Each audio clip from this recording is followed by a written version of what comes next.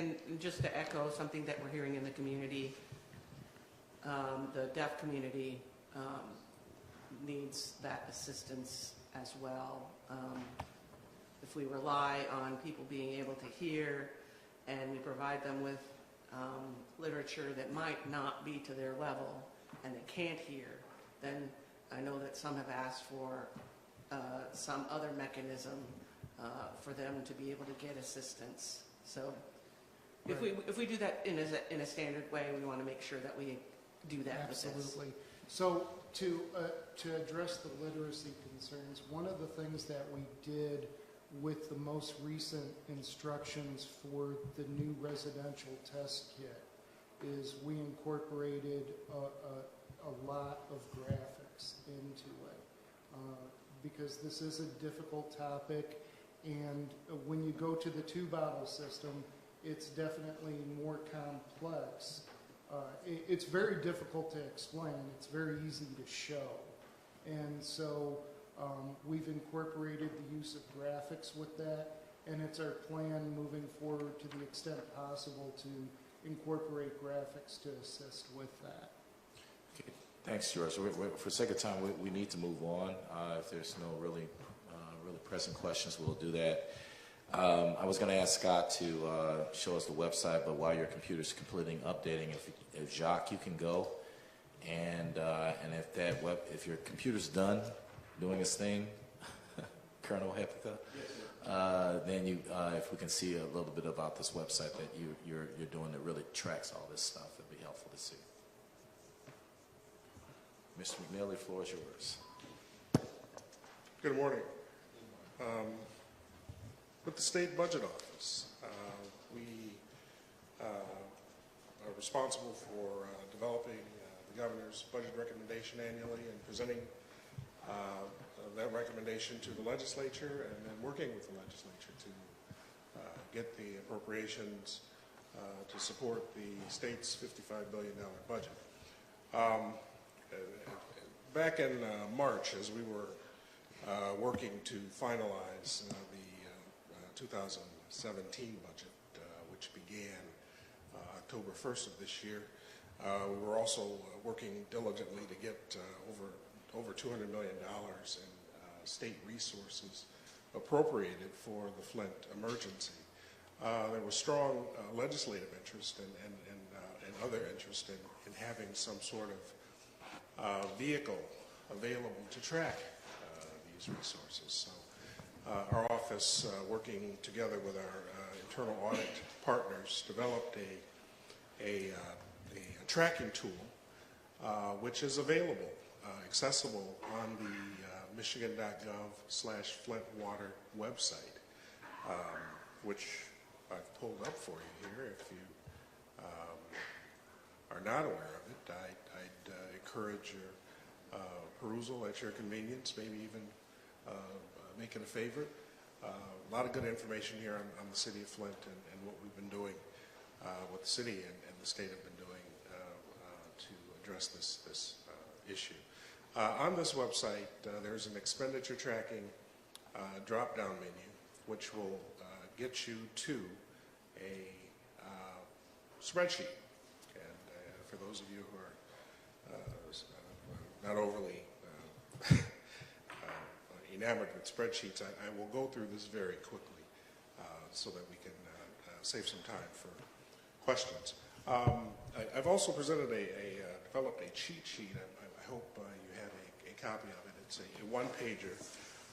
It explains the components, the activities that correspond to the 6 major categories. When you're spending $200 million and you've got over 60 separate and distinct expenditure activities ranging from water testing to economic development activities to nursing home fixture replacements. It's kind of difficult to condense all of that information into a user-friendly vehicle. So we've tried to do that here. 6 major categories that we've developed to to track those 60 distinct items, and they're safe drinking water, food and nutrition, water bill credits, economic development. As you see on the screen here, we're tracking Hey, expenditures through. I'm sorry to cut you off, but could you go to view and kind of zoom that up or blow it up a little bit? All right. I'm can you over help 50 with now.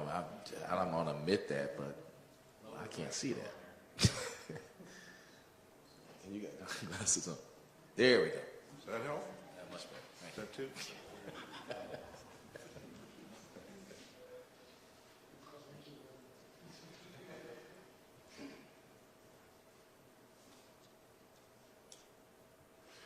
Okay.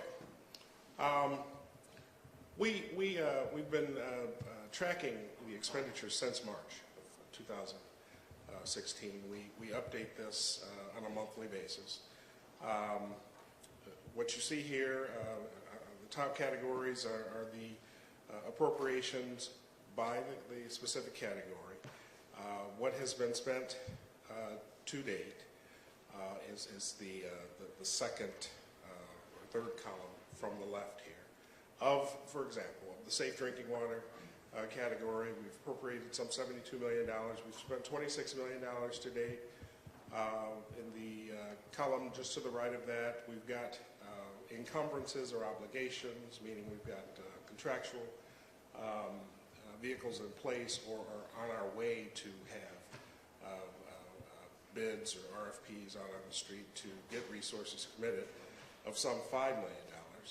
The column to the right of that is just math. It's what the expenditures and the encumbrances as a percent of the appropriation are to date. And as you can see, the $72 million, we've committed roughly 44% of that. And then the non-Flint specific appropriation category, we seek to capture dollars in agency budgets that have been spent on the Flint emergency that otherwise would have been spent in some other manner. Roughly $30 million of various state agency operations resources, which would have gone to salary and wages, would have gone to contractual services, training, things of that nature, have been redirected to address the Flint emergency. Component unit spending category, the column second from the right, it's just a technical capture here. We have two quasi-agencies, Michigan Economic Development Corporation and the Michigan State Housing Development Association, that we are capturing expenditure activity. Majority of that in the economic development area, some $3 million to date, so that we've roughly spent in the total encumbered and obligated roughly $108 million to date in state resources towards this emergency. This tool is a series of, 4 separate tabs, and the tabs are like pages in a book. You just flip the page, go to the next. The next tab is the overall spend by department, and this is just a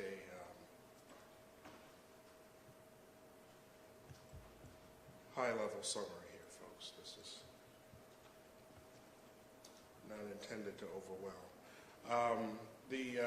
Of the agencies, the state agencies that are participating in this effort, we've listed them all to the left.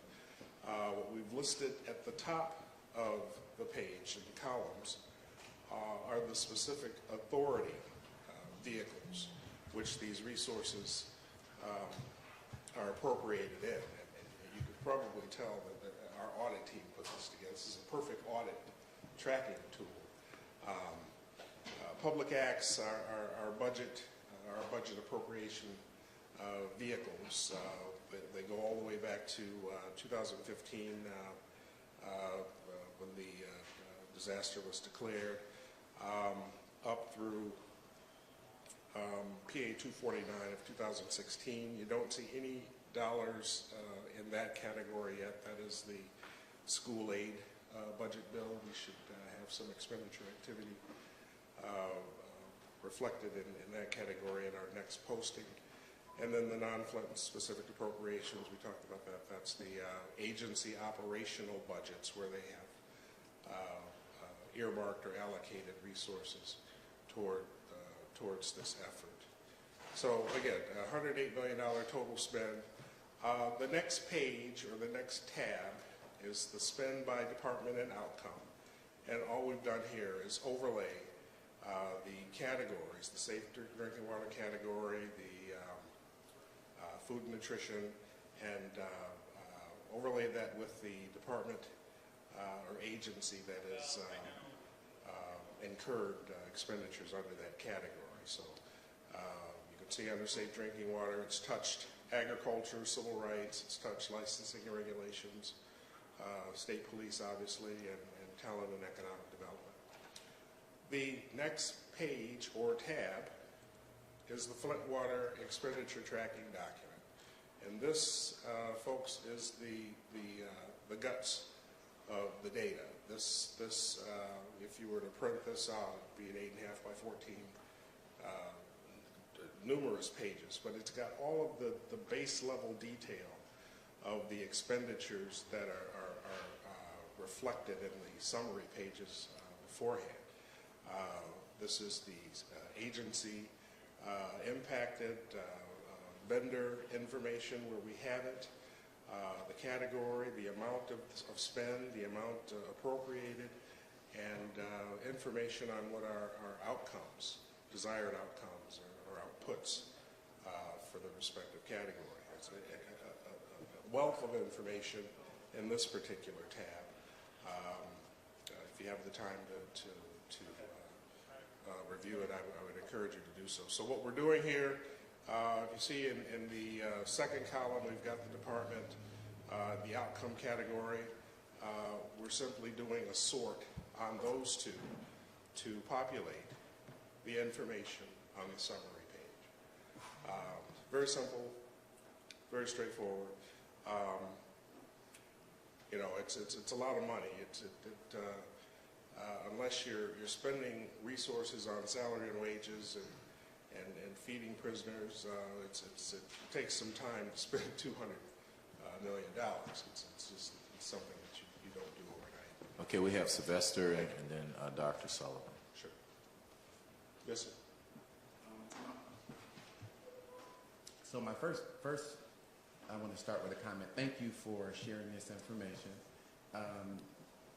Is it possible to receive a copy of these reports, these documents? They're online. Well, I can send you. I can certainly send you. Okay, thank you. But it's accessible. You can print this from your computer.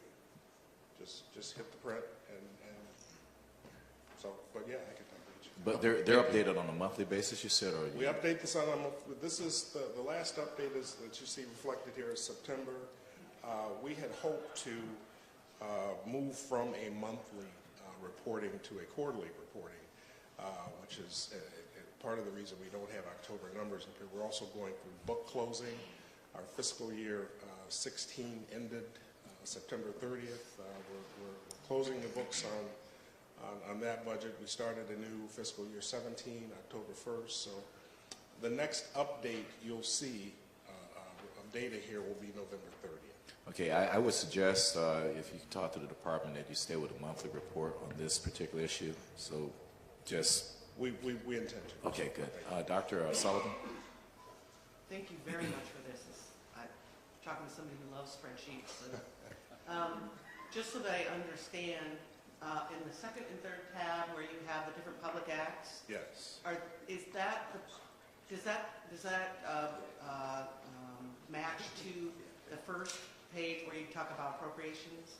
It does. It does. Okay, so these should feed that summary of all appropriations. They do indeed. Okay, thank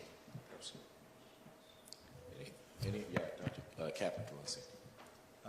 Thanks, Jacques.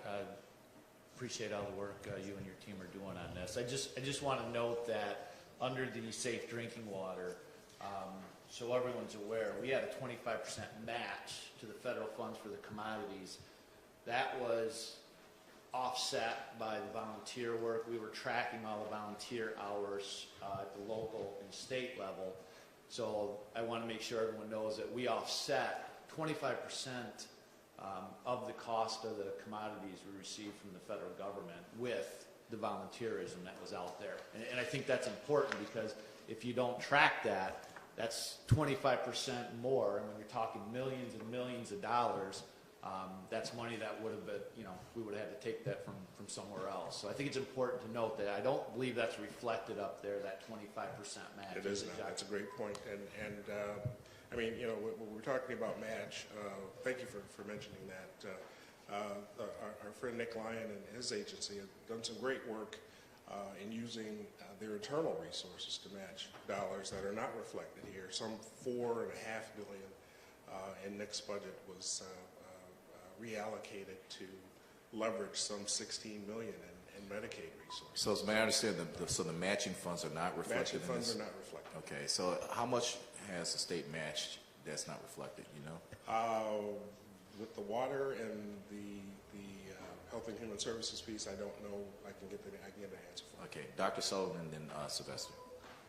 So this matched part wouldn't go in your non-Flint specific appropriations? They are not. Okay.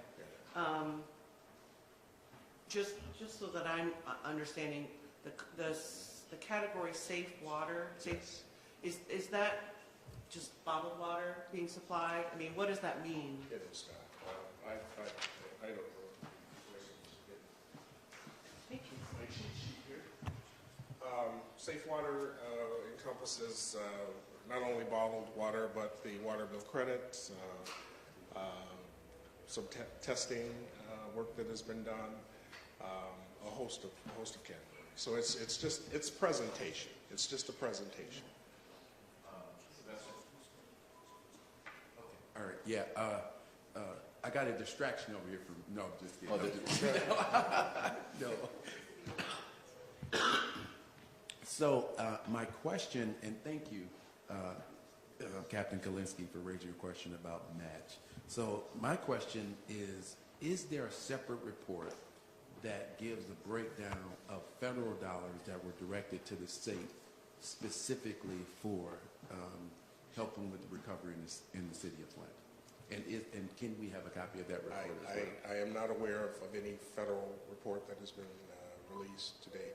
So in other words, are there federal dollars that are state pass-throughs? Because I know that the city of Flint receives direct federal dollar support in some instances, but are there pass-throughs through the state that come from the feds? There may be. I'd have to check out. Okay. We'll talk. So I think, Excuse me, Harvey, you're going to have to be very careful on that. Some of the funding sources used are federal funds, but not specific to Flint enterprises. Do you know what I mean?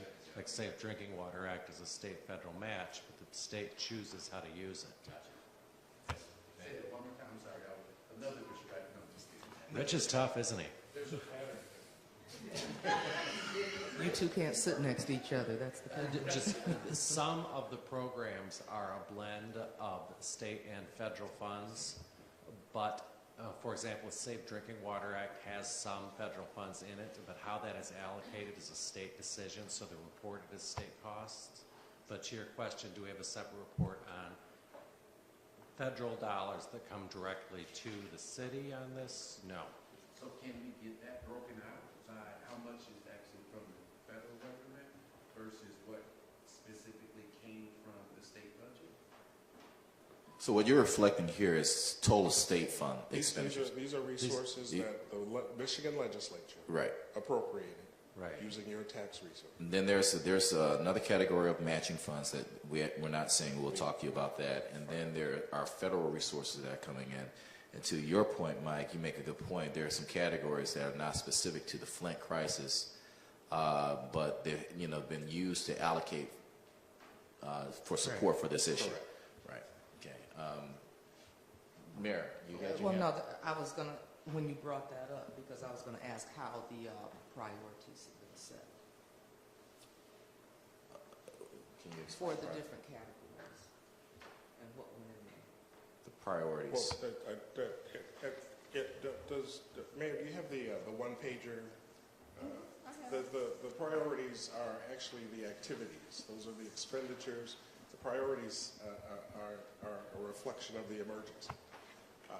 The categories are just, it's a presentation. It's just how we were able to capsulize all of the priorities. I would say the priorities are the activities in response to the emergency, and we're presenting it in categories so that the user, the reader, can take all this stuff in. It's just an enormous amount of information, and we've just tried to condense it so that it's Steve, you had a question?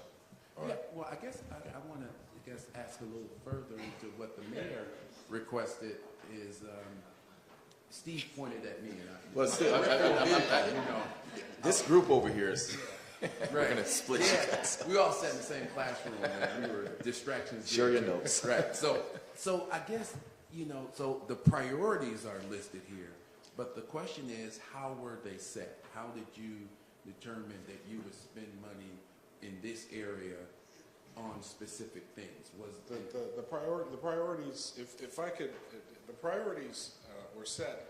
If I go to if you turn to the page, overall spend by department, priorities are established in these public acts. No, how?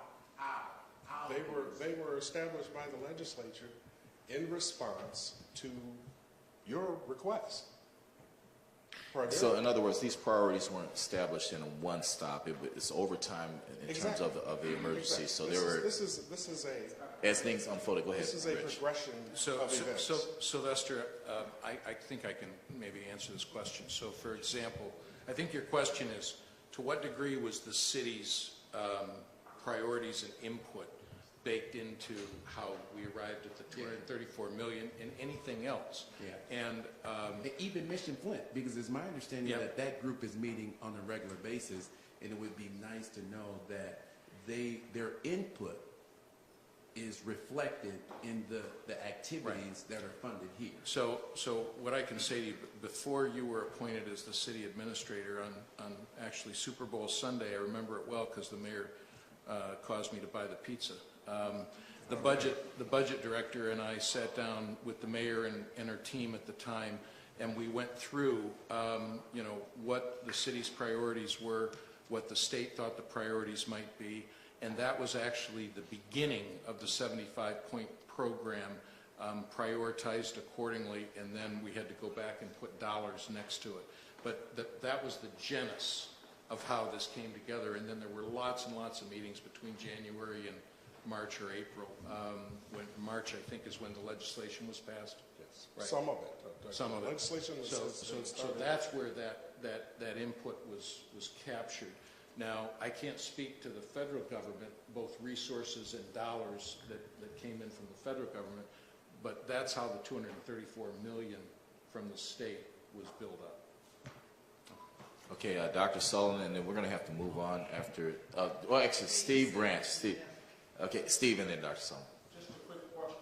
On the state water drinking category, you had city of Flint reimbursement for water bill credits, and then you have another category down below that says water bill credits. What's the difference? The difference is the water bill credit category is the $30 million in relief that went to city residents. The safe water drinking category for the city of Flint were some ancillary $30,000, $40,000 payments to your office to assist in getting those water bill credits underway. Well, not your office. But the city of Flint. The city.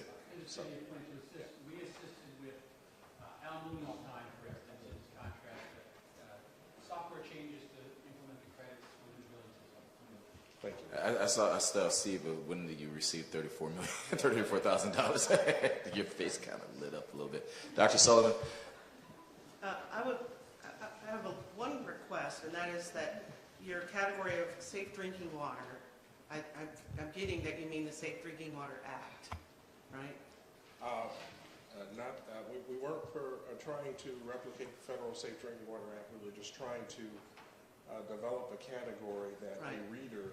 I understand that, but but I can tell you as a resident that the typical resident sees safe drinking water, and they don't imagine that KWA backup pipe is included in that, and they don't imagine, you know, Mission Flint and FWICC and all those things being called safe drinking water. Sure. So if there was a way to maybe more accurately I reflect would that, welcome any suggestions. just add the word act.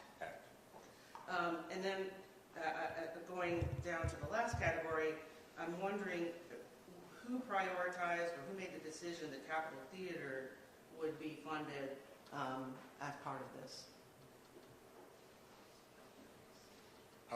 As to decisions on, Well, I don't know if it was a legislature. No, it was the MEDC, Michigan Economic Development it was part of the Corporation. component unit spending, MEDC as a quasi-independent agency can pretty much do as they see fit with respect to economic development activities. But this is still under this category which says it's about relieving Flint from the water crisis? No, if I can take a stab at Rich or someone else can back me up. So the whole effort, the impact in Flint, there's the effort that deals with ribboning the water situation, and then there's the impact in terms of economic development, what needs to go on. So all the departments were asked at one point, what can we do to assist Flint? Some of the departments were outside of the fix in terms of the damage done to the water distribution system. Other departments like MEDC was looking for opportunities. What can we do to enhance the spend and economic development in the city of Flint? That's why you see this stuff here. So it's a bigger picture that this expenditure report attempts to cover than just the water fix. Am I pretty much on with that, Rich, or Mike? Yeah, no, I think that's very accurate, and I guess two additional points I would make. And Dr. Sullivan, my memory may not be perfect on this, so I'd have to go back and double check. But you mentioned the Capitol Theater directly.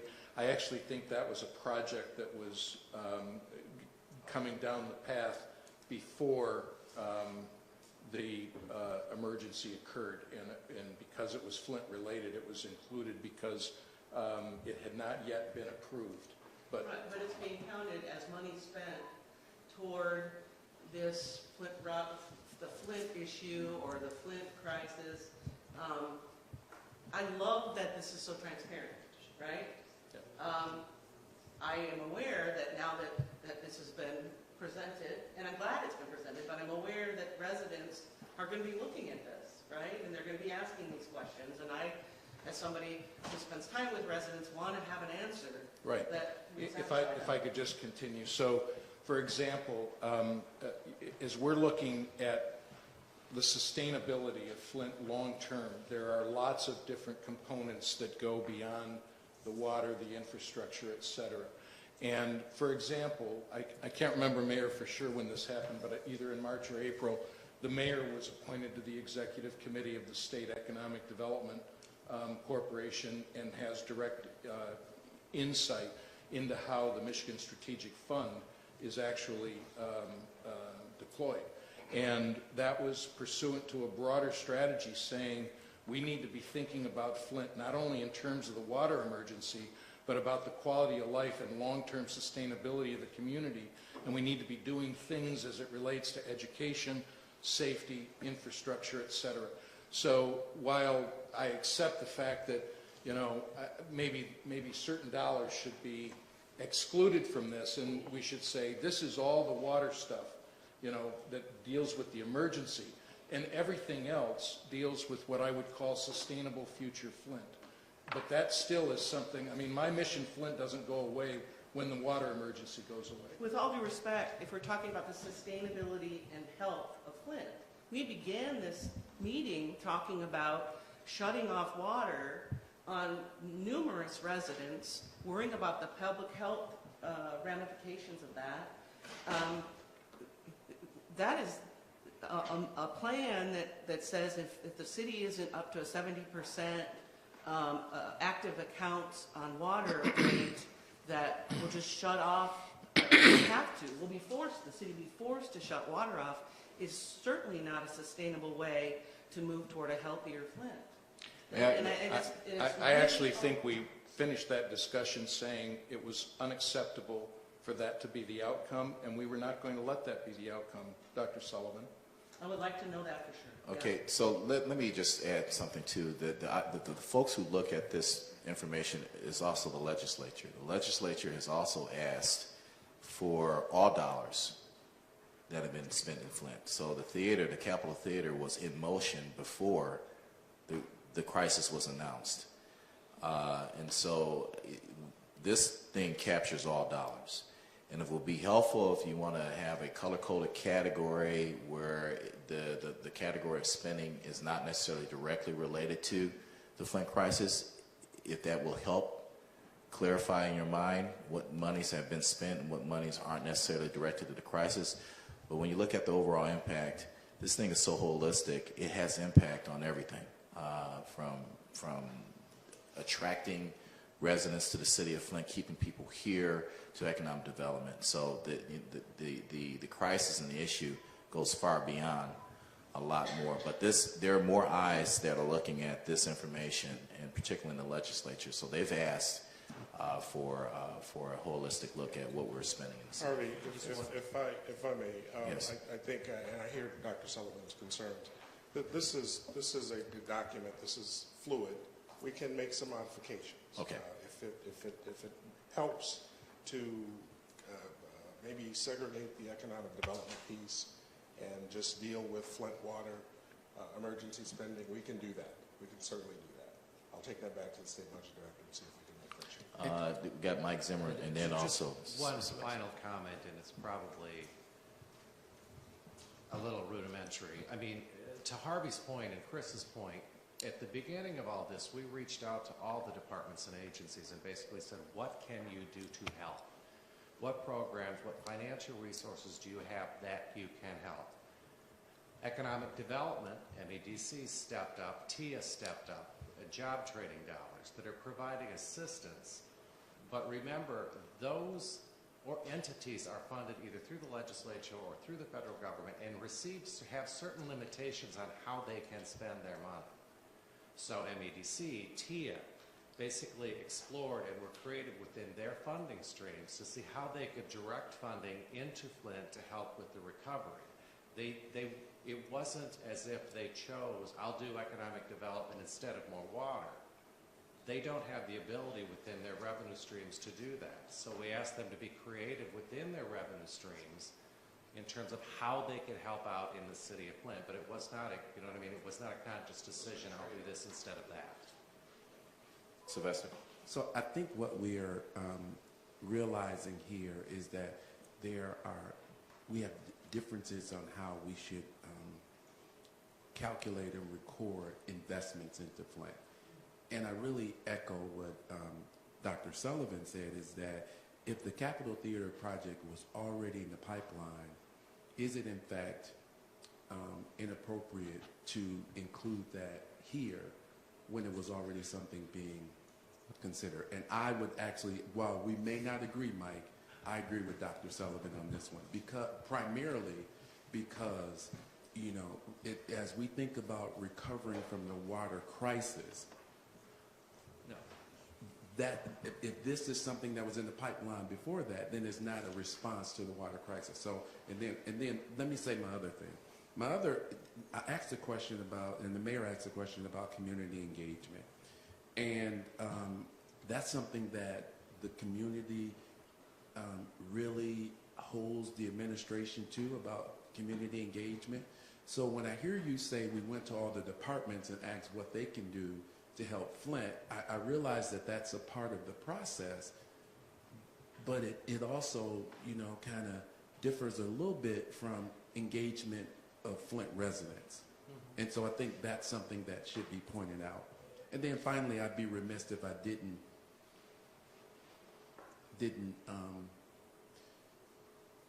I've talked about the power dynamic in this room on a number of occasions, and I know that it falls on deaf ears. But when I hear some of the things that are said in the manner in which they're said, you know, it really reminds me that, you know, there's still this dynamic that we really have not dealt with. And it's something that I think needs to be addressed.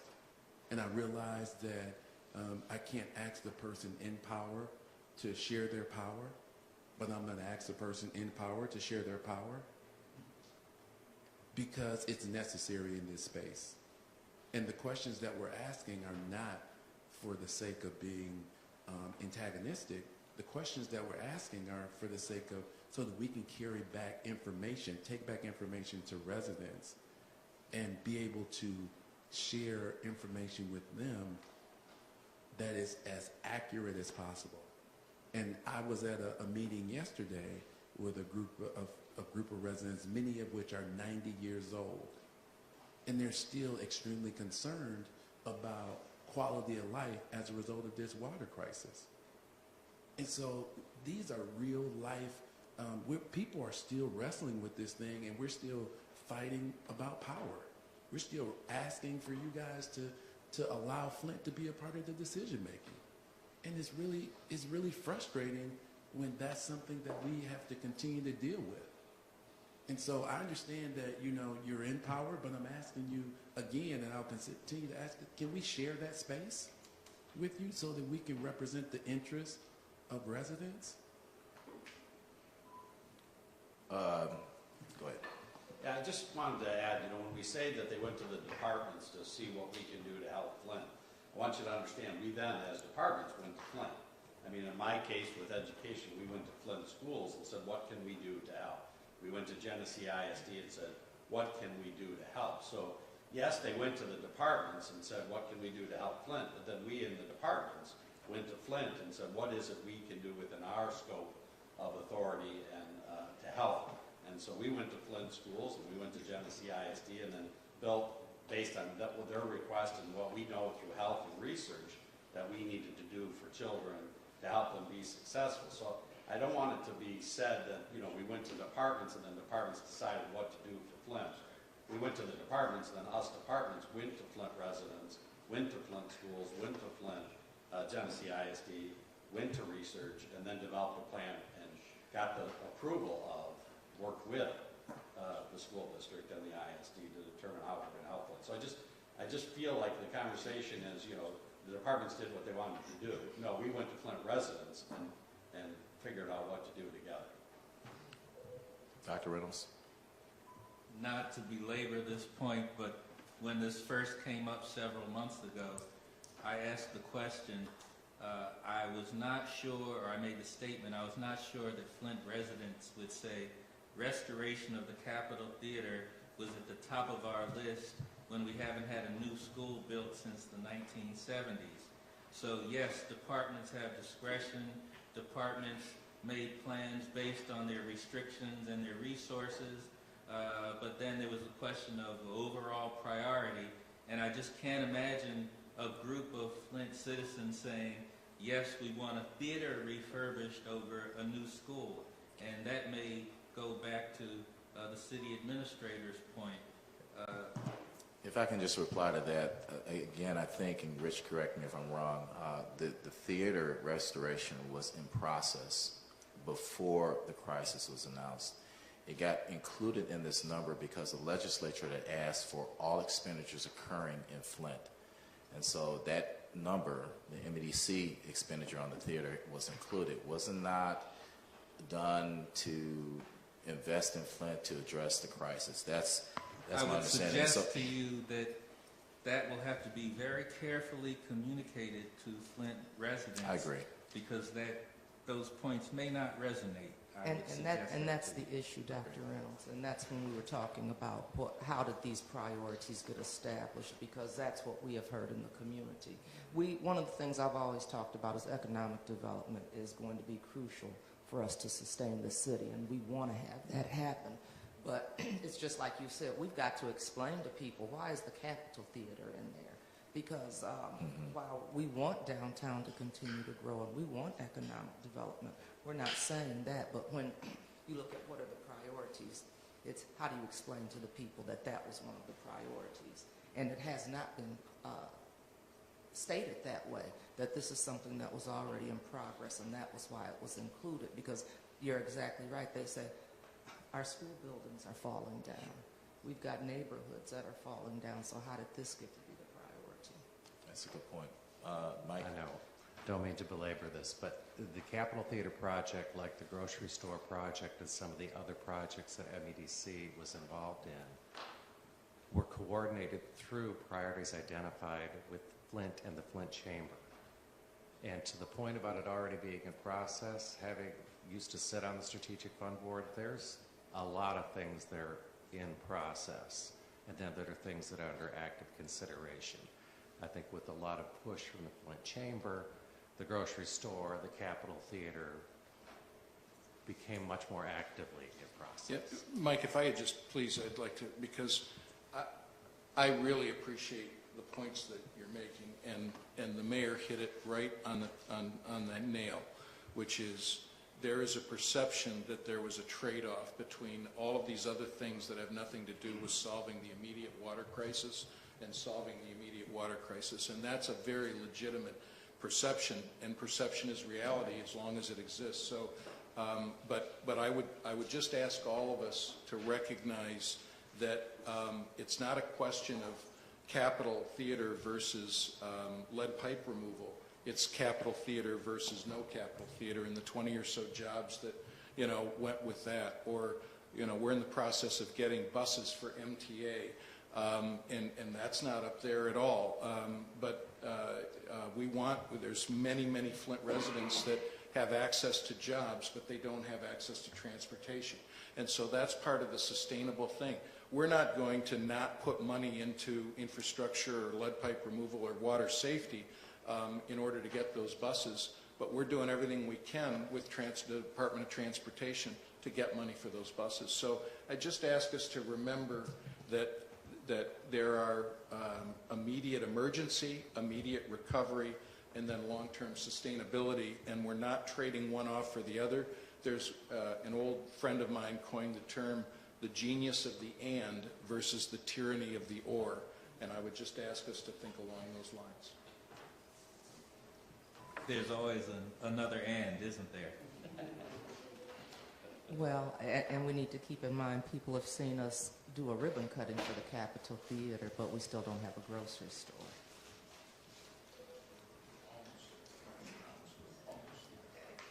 Okay. Scott, you're going to have to do that web thing on another day. This was a good discussion. There were a couple items that I don't want us to forget. The mayor earlier on talked about the landlord-tenant relations. Last time we had an opportunity to meet, we had a discussion on rates. So would it be okay if we just created a committee on rates, of which 3 components can be addressed in the rates committee? The rate mitigation objective in Flint, which is a big issue, the landlord-tenant relations, and collections. Is that fair enough for a committee to exist, or does anyone have a different recommendation for that? Mike? I might bifurcate that, Go ahead. have the rent issue dealt with by a different subcommittee. I think that's sort of Okay. a quicker, deeper dive. And have So water. rates and then rent? Yeah. Okay, so what we'll do is we'll send out an email to everyone in the committee asking them if they would like to participate on, well, let me say, the proposal is to have a rates subcommittee and a rent subcommittee.